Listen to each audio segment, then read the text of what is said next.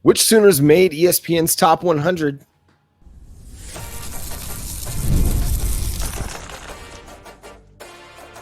You are Locked On Sooners, your daily podcast on the Oklahoma Sooners. Part of the Locked On Podcast Network, your team every day. What's up, Sooner Nation? Welcome to Locked On Sooners, and thank you for making Locked On Sooners your first listen every single day. Shout out to all the everydayers. Today's episode is brought to you by FanDuel. Make every moment more. As playoffs wind down, the sports stop sporting like we want them to, but this summer, FanDuel is hooking up all customers with a boost or a bonus daily. That's right. There's something for everyone every day all summer long. Visit FanDuel.com to get started. He's Jay Smith. I'm John Williams. And ESPN released their top 100 players heading into the 2024 college football season, and 3 Oklahoma Sooners were featured prominently. Coming in at number 74, Deion Burks, number 73, Billy Bowman, and number 32, Danny Stutsman. Jay, what was your reaction to the list? So looking at this, I asked the question to myself, all right, who was too low? And honestly, it kind of feels like Billy Bowman is like at a level of disrespect that probably shouldn't be there, right? 6 interceptions last season, 3 of them returned for touchdowns, known for being a hitter, gets a lot of tackles. You would think he would have been a little bit higher up, but I guess they still aren't believers out there about Bowman and what his capabilities are. So I'm like, okay, that felt like the one that should have been the lowest. I think Deion Burks was in a fair spot. I mean, playing at Purdue, they were 4-8. Not like it was a great team, but his numbers were solid, right? Over 600 yards receiving. I'm wondering, this season is going to be a great opportunity for him to boost up his stock just overall. Like, people think he's potential for first round. So I think that was good. Stutsman, we'll get to that one in a minute, but what jumped out to you with these? Yeah, I'll start with Billy Bowman. I feel like it's reasonable considering he wasn't in the top 100 last year. He has a big season, but I think there's still room for improvement, and I think he would even recognize that. In coverage, there was a little bit of boom or bust to Billy Bowman, sometimes even in the tackling department. There was some missed tackles that he has to kind of shore up to solidify himself as one of the best safeties in the nation. The interceptions are there. The big-time playmaking ability is there. The passes defended, all of it's there. I think there was still a little bit of an up and downness to his year, even though he was great. I think there were some times that you're like, okay, we have to be consistently that good every single week. I think about, the Arizona game in particular. That was a game where there were a lot of busts. There was coverage busts. And when you have a leader like that in your secondary, you got to have very few of those. So I think this year, now he won't be back in college football next year to raise his stock on this list for 2025. But I imagine after a 2024 season, if they do a top 100 list again at the end of the season, he will have pushed himself into a top 40, top 30 category with the season that he's about to have. Yeah, I've seen a lot of arguments online that he should be in the top 30, top 20 range or whatnot. And you made a valid point. There was a lot of missed tackles over the last 2 seasons from my guy, Billy. And it's more so that it's not that he's not a good tackler. It's just that he tries to level you, right? Yeah. And sometimes that angle just don't hit the way that you need it to. And or you're not wrapping up completely. Right. It's more of like, it's what I mean. He goes there to take you out instead of actually just pulling you down. So I think once he shores that up and just gets more consistent in that arena, that's more so where the respect's going to come. But you're right. So the last year, an opportunity to move up that number. Now the question is, since we've got 3 in here, what players do we think can potentially make next year's list based upon this season? Yeah, I mean, first, I think Billy Bowman's a top 100 pick in the NFL draft in 2025. I think that's going to be a thing that happens. He's athletic. He's rangy. He's got good ball skills. He's got great athleticism. He can return kicks. He can play on special teams. He's going to be a guy that a lot of front offices want to have on their team because he can cover out of the slot. He can do a lot of different things for you at the NFL level. Just got to shore up the tackling. Deion Burks, I didn't really get to him. I think he's going to have a Marquise Brown type of season. And I know that that's like rarefied air in what he's done for Oklahoma. But I really do think Deion Burks is going to be a thicker Marquise Brown. Marquise, he was fast. He's frail. He's thin. But man, he was like kind of like Marvin Mims in a way, like just thin, like didn't have a big build. We talked about Burks and his muscular strength a few weeks back. The dude's thick. Like he's going to be able to withstand the toll that Seth Luttrell is about to put on him. I think he's going to get 120 touches and he's going to light up the SEC. He's going to have a huge season. So I think he's off to the NFL after this year. Probably a top 50 pick. Danny Stutsman at number 32. I think that's fair. I think, again, like Billy Bowman, kind of a breakout year last year for Danny Stutsman. After the 2022 season where Oklahoma's defense allowed 30 points per game and it wasn't very good, and it was a big reason why they went 6-7, he had a huge year in 2023 with 16 tackles for loss, 3 sacks, a pick 6. He was great. So 32 for him, I think is really good. I don't know how much higher you can put him after just one really good year. Right. But he's one of those guys that if you were going to be back in 2025 after the 2024 season that he has, he would rise that ranking quite a bit. And again, I think he's a dude that's going to be a top 50 pick. CBS Sports had him at number 28 in their top 50 big board. Now, that doesn't mean he's going to be the 28th overall draft pick. That just, they believe he's the 28th best player in the 2025 draft class as things stand right now. To answer your question of guys that I think could join that group next year, I think Jackson Arnold's going to be in there. I think he's going to be considered a top 30 player. I think he's going to go and have a year that makes all of the discussion that we've had this summer, all of the discussion that we've had since the Arizona game in the Alamo Bowl, all of it seemed really foolish when this dude goes Super Saiyan on college football and just lights it up. So I'm going to plant my flag, Baker Mayfield style, in the middle of the O and say Jackson Arnold will be considered a top 30 player in college football going into the next season. I like that. It's a good prediction. I'm here for that. I'm also looking at a Gavin Sawchuk finally getting some respect and ending up on that list as well. Now we know Javonte Barnes has had a good fall, but I'm really thinking that Sawchuk is going to be the one that actually ends up in that top 100. Probably a Nick Anderson, and if we got to add at least one defensive player, right? I think Kip Lewis is going to be that next dude on there too, right? I think Kip's going to be one. He's going to stand out enough that people are going to be like, oh yeah, we got to keep an eye on that player. But back to Stutsman, number 32, which technically means that he's considered a first rounder potentially. You think that he has a chance of getting that? Maybe. I think the way that linebacker has been devalued in the NFL, similarly to running back, I think it's just hard to push for a first round draft status because, or in a first round draft grade, you have to be a freak athlete a la Micah Parsons that provides quite a bit of pass rush productivity. Now, Stutzman's a good rusher on the blitz, but he's not Micah Parsons, and he's not going to be a stand-up edge rusher. Like an edge type, right. Like a Harold Perkins. Like I see Harold Perkins becoming a first-round pick because he's a freak athlete that can rush off the edge, even though he plays a lot of middle linebacker for you. Similarly to Micah Parsons back when he was at Penn State. So like a top 50 draft status and a top 50 pick selection for Danny Stutsman, that is by no means disrespectful one bit. Fred Warner, San Francisco 49ers, he was a second-round pick. You can go down the list of a number of second-round picks at linebacker that have had very successful careers over the last 5-6 seasons. It's just the nature of the position. Like running back, linebacker just takes a toll on you because of the physical pounding you get every single play. And so the lifespan of linebackers at the NFL level has shrunk dramatically over the last 15-20 years. That's true. Especially as the game has started getting played more in space and less played in the box. Stutsman has a chance. I think he could be a fringe first rounder, but if I was going to stake my reputation on it, I'd bet he's probably a early to mid second rounder at this point.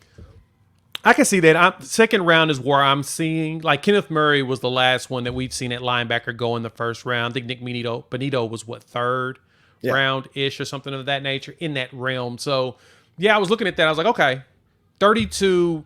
It feels like them ranking him at 32 is what ESPN feels like he should be, a late first round pick, early second round pick. And so that's a very fair area for him. And as you said, if he has himself an elite season and shows the ability to, be an edge on occasion, or Or if he's just really a really good field general, right? If he just shows that he's everywhere on the field, that may actually help drive him up for that opportunity. And so I think that that's probably the one thing that they're going to push heavy, in which we've already seen and heard, right? We've heard that his leadership has been huge in practice, and he has the personality, which, I mean, if he gets drafted high, he's doing commercials, just FYI. He's going to be doing commercials if he's in the third round up, guaranteed, because he has the personality for it. You give him that, and you put him in a locker room where he has the opportunity to really step up voice-wise and help mentor even players that may even be more senior than him, it's going to be a good position for him. I mean, if there's a team that's going to draft him at the back end of the first round, the Detroit Lions. That's a he's such a Detroit dude. He's such a Dan Campbell guy. You know, it just fits. Kneecaps. It just fits. He's going to buy go together like peanut butter and jelly. So if there was going to be a team that picks him in the first round, to me it'd be the Detroit Lions, because Dan Campbell doesn't care about position value. He's just looking for dudes. And Danny Stutsman is no doubt a dude. We got a lot of dudes in the safety room, like a lot of dudes. Brandon Hall's got that room stacked for the next several years. We'll discuss them coming up next here on Locked On Sooners.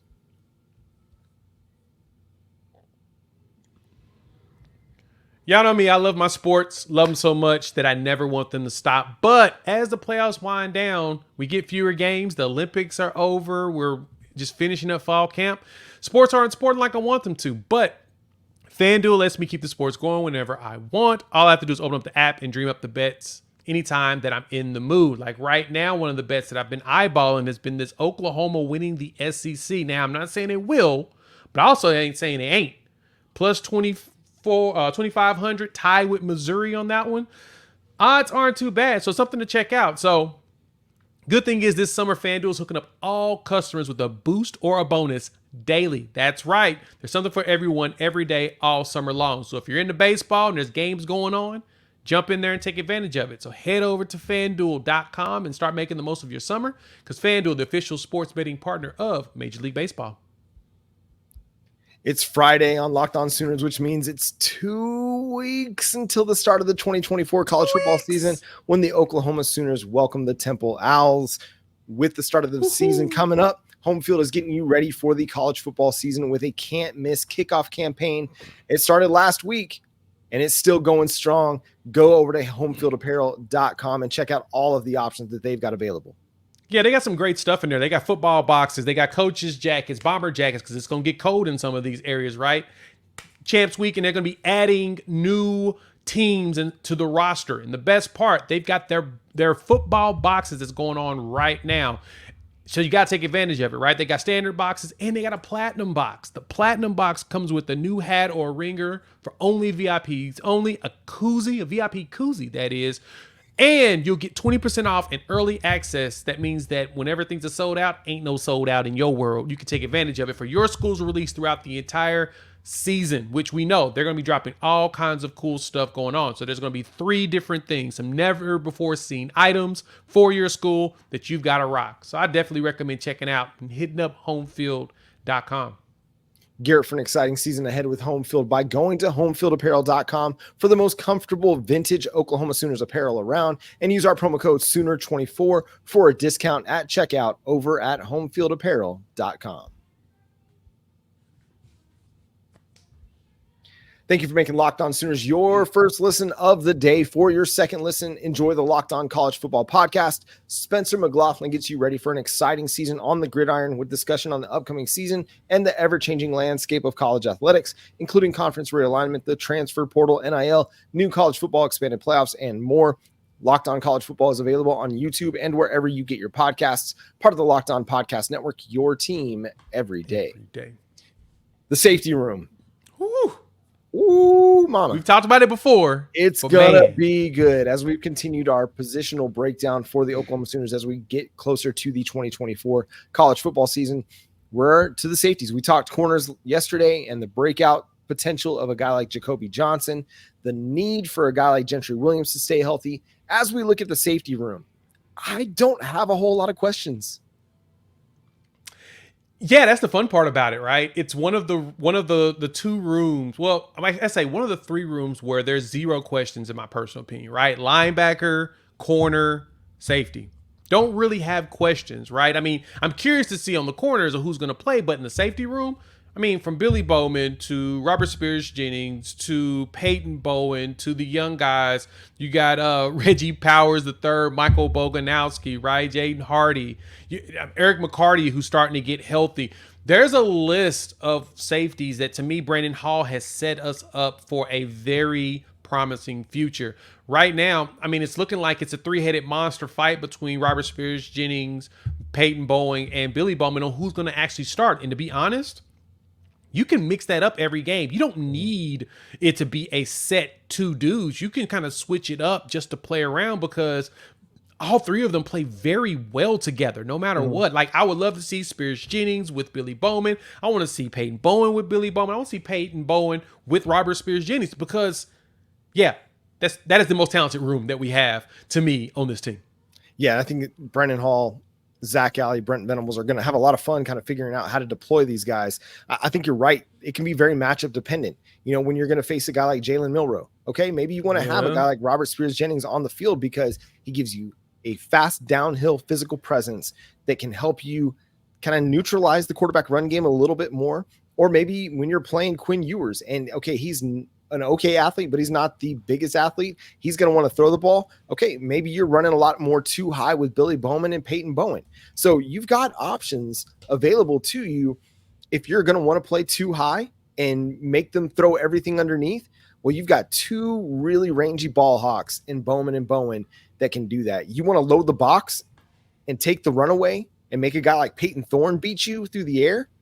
Well, you got a Robert Spears-Jennings who is a thunderous hitter in the box and a dude that is going to make life really, really difficult for opposing run games. So I really, really like the versatility that they have with just those three guys. And we know they're going to run some three safety looks. And I think that just gives them the ability to match up in so many ways because you can run Billy Bowman or Peyton Bowen as kind of your tight end eraser a little bit while having a guy like Robert Spears-Jennings be that quote unquote third linebacker. I mean, that cheetah almost. So you can run a lot of different things. And you talked about the young guys in Reggie Powers and Michael Boganowski. They've been making a lot of noise in fall camp and impressing a lot of people. It would not surprise to see those guys get some run this season as well. We've seen Brandon Hall like to play quite a few safeties. Last year, I think they played 5 safeties, a significant number of snaps. They played at least 4 between Bowman, Reggie Pearson, Key Lawrence, and Peyton Bowen. And Robert Spears-Jennings. I mean, they played five safeties, quite a few snaps. And now you get some of the old guys out of the way and allow the young, promising talent to get on the field. Now, are these guys going to make mistakes? Sure. Peyton Bowen's going to have his first real run through college football, but he's got all the talent in the world. He was so close on a number of occasions last year to picking off a pass. I don't think we have to wait very long this season to see him actually come through with an interception. So when you see, we know that Zac Alley likes to run a 3 safety high on certain passing downs, right? Whenever when your lineup, of course, it's got to be Robert Spears-Jennings, Peyton Bowen, and Billy Bowman, right? Who do you think is going to be right behind them in that will be able to come in for that 3 high safety? Yeah, I mean, if you consider like Kendall Dolby a safety, you might consider that. It might be Woody Washington if they're not wanting to overexpose those younger guys. But I mean, Reggie Powers, I mean, he's got the size and the athleticism to be a difference maker year one. You know, it's true. I think the Venables staff and Venables administration learned from that 2022 season where they didn't get guys on the field early. They were afraid to play freshmen, and it kind of hurt them a little bit. It hurt them from a depth standpoint. It hurt them from a development standpoint. And so I think we will see guys like Reggie Powers and Michael Boganowski earn snaps and get on the field, not just in the non-conference season, but even later in the season in a rotational role. Now, it's not going to be 20, 30 snaps a game, but I could see them playing 10, 15 on the defense and being impact players. People are talking a lot about Michael Boganowski and his ability to hit and lay the lumber. Yes. And they're going to want to utilize that, especially against teams that want to run the football and want to play within 10 yards of the line of scrimmage. I think they'll have very little concern about playing him, maybe against teams like Bama who might want to air it out, or Texas who might want to air it out a little bit more, get it down the field, Ole Miss who want to get down the field. Maybe they don't play him as much. But again, I look at a team like Auburn. I look at, some of your non-conference opponents. You look at LSU, maybe even Bama. And if they're wanting to run the football a lot, Michael Boganowski is a great option to have on the field. No, I totally agree with that. And the overexposure of the young players, I think, is a very interesting topic, right? It takes a balance, right? Yeah, it is. And you want them to play, but at the same time, you don't want them to be put in situations where, like, you want them to be challenged, but you also want them to be, in a way, safe. Because at a certain point, that was like the one thing I've mentioned this before in the past around like Caleb Downs. I'm not big on playing freshmen as starters because they're the ones that are kind of easily fooled. And you notice that in that Texas game, that Texas was literally baiting him because Sarkisian had a very good understanding of what Nick Saban's defense looks like. He coached there for like 3 years, right? For crying out loud. So he understood. That's the thing that gets me when it comes to young players going in. But at the same time, as you mentioned, early on in the season, whenever there's opportunities and the score's kind of up, yeah, we may give up more yards than we probably want to, and that kind of skews some of the defensive numbers. But it's really good to get them those snaps because they're the future, and you kind of want them to be out there and see what they're made of and see what mistakes they're going to make so you can evaluate it in practice and on film sessions. And I think like early in drives against even some of your SEC competition, you can throw them out there for the first set of downs and just see what happens, right? If it falls apart and they're giving up first downs, and the other team's driving the ball, well, you can get those guys out and put your veterans back in. But again, it's valuable experience. It's like Loki said in Avengers Endgame or Infinity War. I consider experience. So it's experience. Whether it goes well, it goes poorly, it's experience, and you can learn from it. A game where these guys are going to get a lot of opportunity to get a lot of snaps. Well, that's the Maine Black Bears that are going to come to town in November. We'll discuss them coming up next on Locked On Sooners. Game Time is the best place to get the last minute tickets and the lowest prices for whatever you're looking for. They're an authorized ticket marketplace of Major League Baseball, which makes getting tickets faster and easier. Prices on the Game Time app actually go down the closer it gets to first pitch. With killer last minute deals, all-in prices, views from your seat, and their lowest price guarantee, Game Time takes the guesswork out of buying Major League Baseball tickets or tickets for any event in your area. Just go download the app on the Google Play Store or in your app store and use promo code LOCKEDONCollege, and you can get $20 off your first tickets over at Game Time. Again, they got flash deals. You can save even more with exclusive in-app deals on select seats ahead of the game or event. And there are great seats available for several Oklahoma home games coming up. So again, go download the Game Time app, create an account, and use code LOCKEDONCollege for $20 off your first purchase. Terms apply, but again, create an account and use code LOCKEDONCOLLEGE for $20 off. Download Game Time today. Last minute tickets, lowest price guaranteed.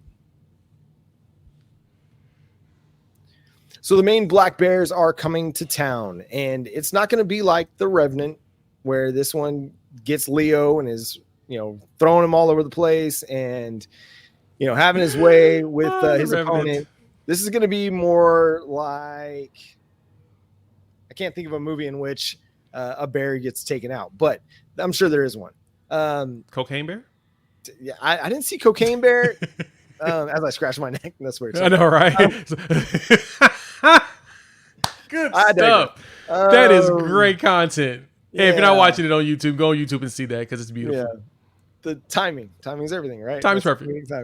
No, man, this is going to be a mauling by the Oklahoma Sooners on offense and defense. And my biggest question here, Jay, is how many points does Oklahoma score in this game? Man, look, I wanted to kind of look at it similar to the Arkansas State game. Yeah, I'm probably going to go in that direction, right? This is the traditional SEC cupcake filler game. So this tells you, baby, we are SEC ready. We are SEC built because we're playing a cupcake as a bye week, basically, before we go play against another tough road game. Shout out to the schedulers. I mean, our schedule's pretty brutal, but they took care of us in some of these spots, right? Yeah. So when I looked at this, man, I'm thinking 70 would probably be a disappointment if we didn't hit that number. But I would be okay not going that high if we're just kind of fine-tuning things. Like 50-something is fine. We've got to score at least 50 points, right? And it's no shade to our folks up there at Maine, the Black Bears, but let's keep it real. Like, I mean, this game is here specifically to blow them out. Yeah. So Maine just won 2 games last year. And so again, against the best team in FCS, North Dakota State, they lost 44-7. So that kind of tells you a little bit about it. William and Mary, who is generally a cupcake bye game for SEC schools, beat them 28-3. They did beat Stony Brook, lacrosse power Stony Brook. So there's that. Okay. But they got knocked out by Richmond and they beat LIU. So there's, they had a couple wins, but Albany got them. Now that Albany that's the same program that created Jared Verse. So not a slouch. And they got beat by New Hampshire. So let's just say I'm not feeling Maine, and I'm not feeling really the challenge there. I'm more looking forward to this game just to see the young guys.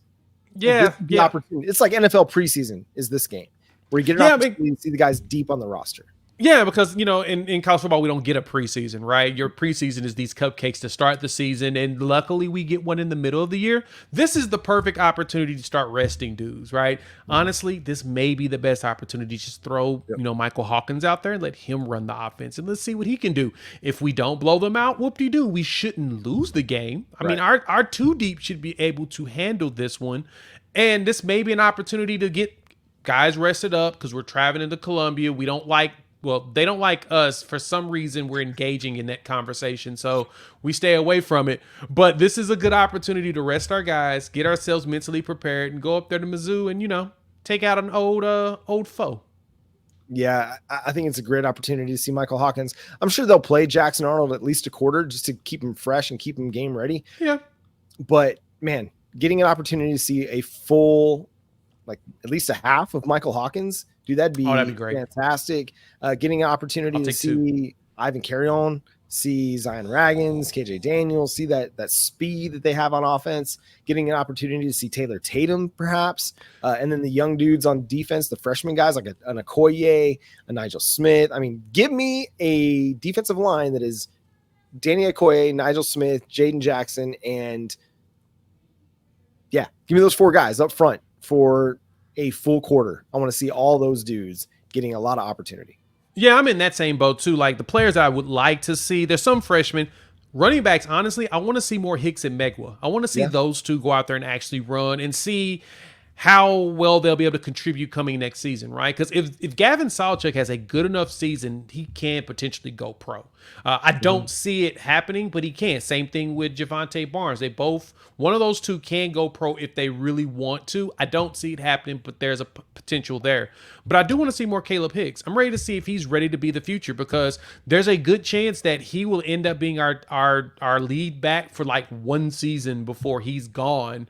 And then, of course, it'll be the Taylor Tatum show with Xavier Robinson, which I think X-Rob has a good chance to step in. So that the running backs, I'm the most intrigued with seeing them actually go out there and play. Secondly is those edges. As you mentioned, I'm wanting to see what those edges. I want to see a Wyatt Gilmore, a Danny Okoye, a Nigel Smith. I want to see them from the edge to the interior guys. I want to see what that defensive line would look like with the young guys. And so I think those are the 2 positions that make me say, yeah, play them. You can play some of the vets around them, but play those young guys. I want to see what they're going to be. Yeah, you can think like an Ashton Sanders or a Taylor Wayne, guys that were part of that 2023 recruiting class, 2023 recruiting class that have yet to break out. I think that's going to be another great opportunity to get them a lot of valuable experience. Phil Picciotti, is he going to be healthy enough and ready to kind of have an impact that way? Cade McIntyre, Eric McCarty, like, can we see some of these guys? Like, I think it's a great opportunity. And I know people, they squash that game. They laugh at it. They joke about it. They, want to insinuate that it's not meaningful, but it is meaningful. You have very few opportunities to get some of your young guys that are 3rd, 4th, 5th, 6th on the depth chart, actual football snaps during a season. And so you look at a guy like Jaden Gibson, right? Jaden Gibson, his freshman year, he didn't play very much. And when he did play, he wasn't really the Jaden Gibson we saw last year, right? It's because he went more than a year of playing meaningful football, and then he got thrown out there and wasn't quite ready to contribute. Right. The same is true for a lot of these guys. Like Ashton Sanders and Taylor Wayne and Eric McCarty and Cade McIntyre have not played a lot of meaningful football since high school. This is a great opportunity. Hey, this is what football is. You guys remember this? Let's get you out there against other people and let's get you a lot of snaps because we're going to need you at some point. And you gotta be ready to roll. And you don't get to do that against Tennessee in week 4 or Auburn in week 5 or Texas in week 7. I mean, hopefully you get to, but it's not likely. Yeah. So you got to take advantage of this Maine game where, like, you talked about resting guys. I think you can rest your entire starting lineup after the first quarter and be good to go. I 100% agree. This game sets up perfectly for an opportunity, like I said, to rest players as well as, like I said, get more exposure. So, yeah, those guys, they're probably tired of hitting each other in practice. So this is a good opportunity to be able to go hit somebody else and actually be able to really hit, not have to pull up to make sure you don't take anybody out. Nah, you can go level a dude right now. So hopefully this is the one. Yeah. And hey, let's not sleep on a little Brendan Zurbrugg as well, dude out of Ohio that can sling it. So I think that's a great opportunity. And he can run too. Get him some snaps, get him a quarter of actual playing time. Because, man, who knows what the future at quarterback looks like. And you can't necessarily guarantee that what your evaluation says is going to be what it is. So you might need a guy like Brendan Zurbrugg to step up and be a significant role player for you at some point down the road. But that's going to do it for today's episode of Locked On Sooners. Thanks so much for tuning in and being a part of the show. Subscribe to the show wherever you get your podcasts. Also, check out the Locked On College Football podcast. From NIL deals to never-ending conference realignment rumors, Spencer McLaughlin gets you ready for an exciting season on the gridiron. You can find the link to Locked On College Football in the description, so you don't need to search. Part of the Locked On Podcast Network, your team every day. Follow Jay at Unfair Sports, myself at John 9 Williams. The show is at Locked On Sooners on all the socials: Facebook, X, TikTok, Instagram, Threads, Twitter, whatever you want to call it. Locked On Sooners. Again, subscribe to the show wherever you get your podcast. But until next time, he's Jay Smith. I'm John Williams. Boomer Sooner.